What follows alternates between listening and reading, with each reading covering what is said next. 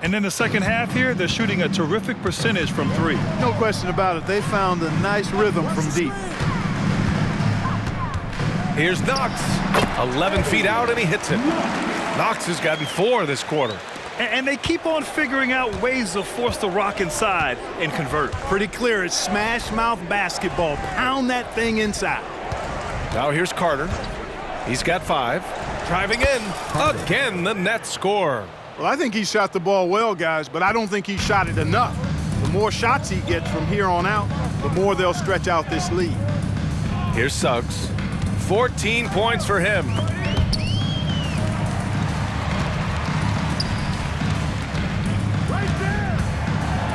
Pass to Levine. Puts it up from the high post. And he nails the jumper. Levine's got his 3rd basket on the night right there. Boy, they have finally found their shooting touch after a rough first half. Brunson passes to Martin. 2 minutes. We've got 1:55 left to play in the 3rd quarter. 2 points. That one goes. Well orchestrated. And then the pass is right on the money. Pass to Knox. Now Levine. On the take, stolen by Carter. In transition, here they come. The pull-up jumper, and Brooklyn again with a bucket. You have to love the unselfishness on display there. Excellent passing. The Hornets have gone 8 of 12 from the floor in the 3rd quarter.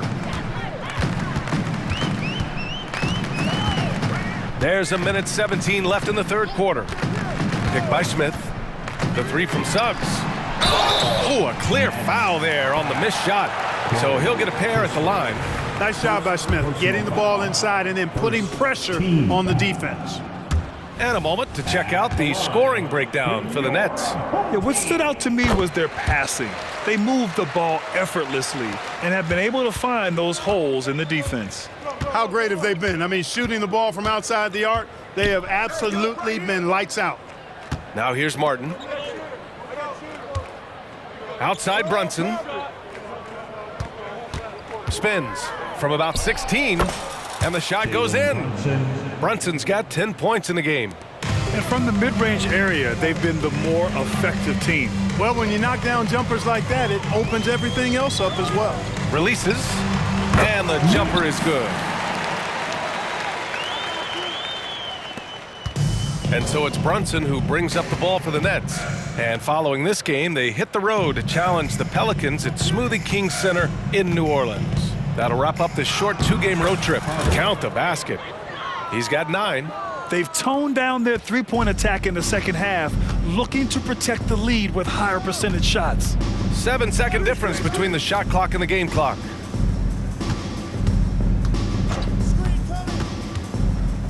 Got a piece of it. Out of bounds as Charlotte keeps possession. Home team ball. Into the lineup for your home team, number 32. Strong. 16 seconds left in the 3rd quarter. Good defensive intensity, but you have to stay in control always. Especially on the three-point attempt. I mean, you have to defend that shot without fouling. Now you give a guy 3 free throws. Home team, number 31. He hits the 2nd from the line. The last one's off. They'll settle for 2. And he got the whistle on the way up, so he'll be headed to the line for a pair. Number 31. It's on Zach Levine. No good on that one.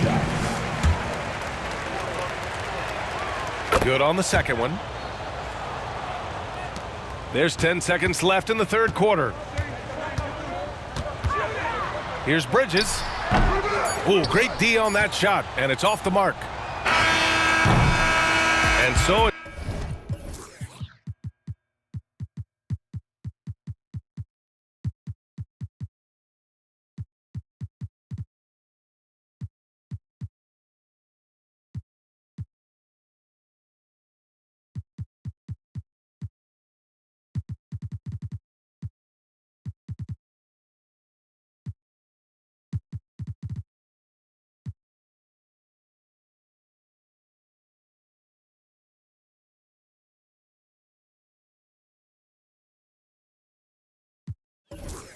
the Brooklyn Nets with plenty of breathing room.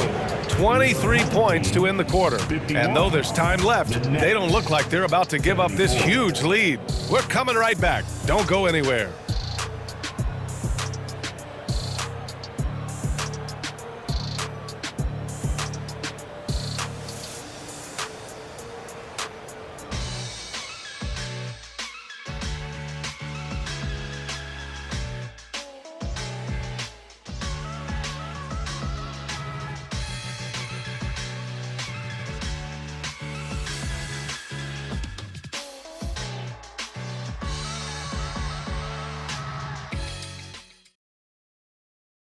And a worthy candidate tonight as we take a look at our State Farm Assist of the Game. And he definitely deserves the award. Reading the defense like a point guard. Terrific versatility coming from a big man. Not something that the majority of big guys possess.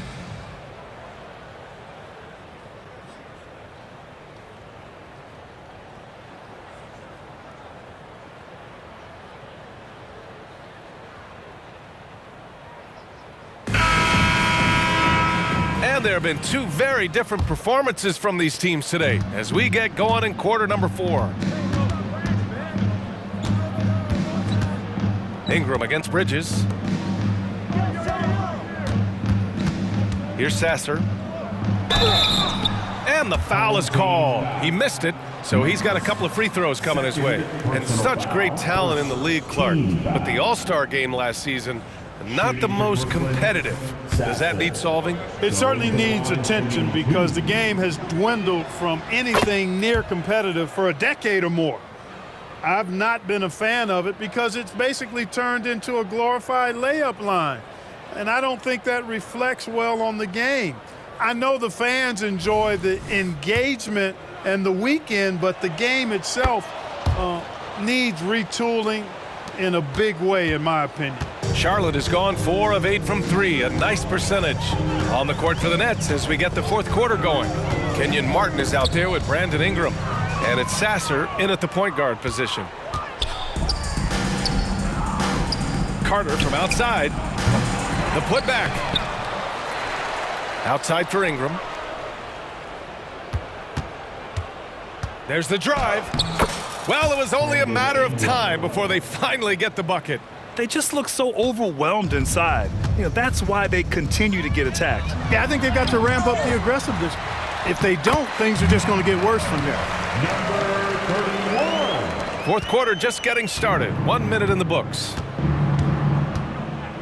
Pass to Jackson Davis. Outside Carter to the middle. And down it goes. Dunked it through off a beautiful setup. With the explosive leaping ability, he's able to play center despite being undersized. To the inside. Jackson Davis grabs a miss. Jackson Davis has got his 5th rebound in this one. Martin with the bucket. And now almost all their points coming from the paint. We're just over a minute and a half now into the fourth.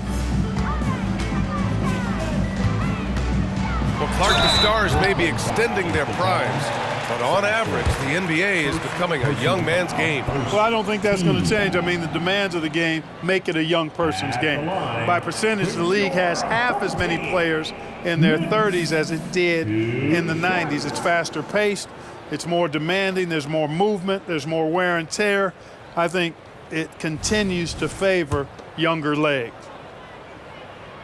And he knocks down the first one. Staring at this deficit, they're trying to be more aggressive and get themselves to the line. That's exactly when you need to be aggressive. You know that. I mean, another good job, though, of drawing contact and getting to the free throw line.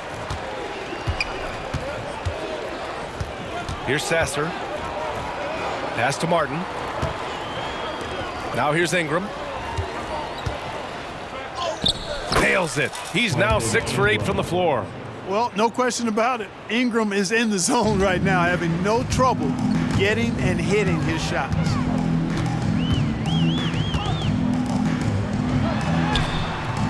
Goes back up. And the layup is good. You've got to be aware of him at all times. He's a bully on the backboards.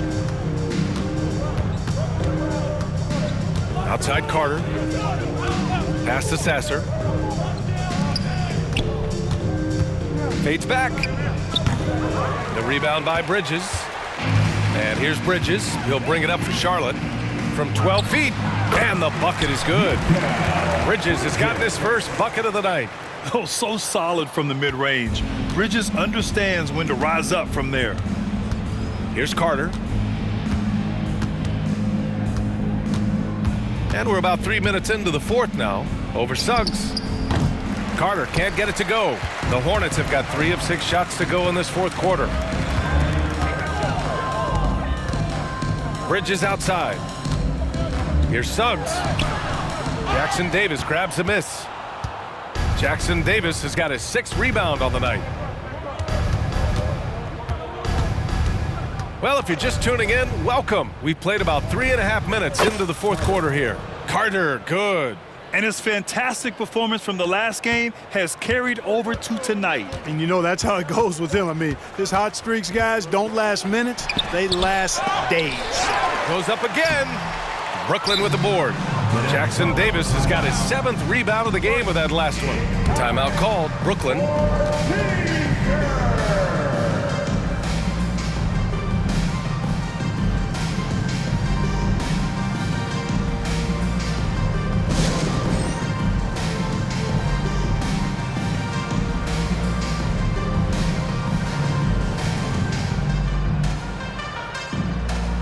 Now we present our New Balance Player of the Game. Well, his ability to penetrate in this one has really been something special, making the defense really look helpless as he was able to get inside time and time again. Not that it's easy to stop a guy with his ball skill and agility, but boy, did he make it look easy. This crowd had no idea what they were in for. He came in and silenced them with a dominant performance. He was an intimidating presence tonight. This audience didn't seem to affect him in the slightest. Suggs, no good. And they're up considerably because of their efforts on the glass. Yeah, rebounding has been a big key in this one. They've asserted their will and have taken control on the glass. Banchero, basket is good. Off the assist from Brunson. Brunson's got 5 assists in the game. They're really dictating the tempo on both ends of the court. You love it. And don't leave out the coaching staff here now. I mean, their game plan has been perfect. Now here's Levine. Here's Suggs. He takes it in. Ooh, and he took a hard foul on the shot. So he'll head to the line to shoot a pair. Jalen Brunson picks one up. Boy, you look at Jalen Suggs' athleticism now. That first step, extremely quick, and he's got the verticality. That combination makes it tough for you to stay in front of him. Lots of tough places to play in this league, Clark. Which team you think has the best home court advantage? Well, I think a number of teams would fit into that category. The Nuggets, because of the geography and the toughness of the altitude there. But the Knicks, when they're good, and there's a hard place to play. Portland, when the Blazers are rolling, is a heck of a home court advantage. Boston, with their history and the great teams they've had in the past and what they've had recently, those are some that come to mind for me. You know, when you're a guard like Edwards, I think you need the teardrop in your arsenal. Too many great rim protectors in the NBA. That's a shot you need to have. Here's Suggs. Picked by Smith. Lets it go from deep. Knocks down the long J. As a big, unless you're a dedicated rim runner, have to be some kind of threat from distance. To the paint. Oh, a rim-rattling two-handed jam. And though he has a scorer's mindset, Brunson willing to make the next pass. Outside Levine. Tries to break his ice. And Suggs the bucket on the assist by Levine. Suggs has got 4 points now in the quarter. Brooklyn's gone 6 of 14 from the perimeter tonight. And you can see how scary this team can be when everything is clicking for them. Just a terrific performance for the Nets.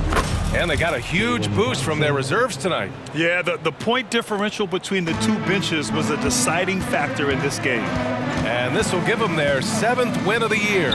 And we get spoiled sometimes, but we should take a second to appreciate what a sensational performance this has been for Jalen Brunson. Well, I thought he was their catalyst tonight, guys. Moving the rock, actively looking to set other guys up. Outstanding work. And guys, that's got to be the dagger. This is how you finish a game. Yeah, what a time to put the hammer down. Any hope of a comeback? Diminished. Now here's Levine. 40 seconds left to play in the fourth quarter of this one. Smith with a screen on Brunson. Down to 5 on the shot clock. Suggs, no good. And so Banchero will bring it up for the Nets. Played it in with a nice touch off the window. They really came in with the right mindset today. I can guarantee you their flight home will be filled with some smiles. Yep, to have a stress-free win on the road, very satisfying. The fans are already headed for the exits. It's Edwards on the wing. There's the three. And again, Brooklyn with the triple. You know, Edwards is still tweaking his three-point shot, but it sure looked good there. Outside Levine. So we see the Nets taking the W here. Boy, this crowd has to be shocked by the way their team was dismantled. Shocked and surprised. It doesn't matter what the matchup is. You never expect a road team to just waltz in and cruise to the type of victory like we saw tonight. And that'll wrap it up, folks.